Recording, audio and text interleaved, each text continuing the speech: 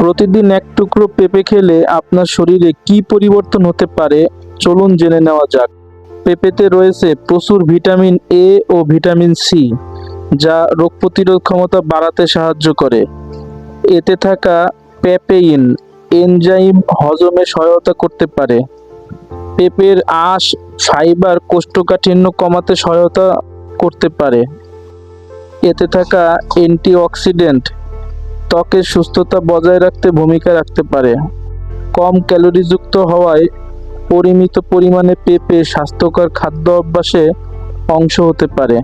ল্যাটেক্সে allergy আছে এমন কিছু মানুষের পেঁপেতে প্রতিক্রিয়া হতে পারে, আর গর্ভাবস্থায় বিশেষ করে কাঁচা বা আধা পাকা পেঁপে খাওয়ার আগে চিকিৎসকের পরামর্শ নেওয়া উচিত।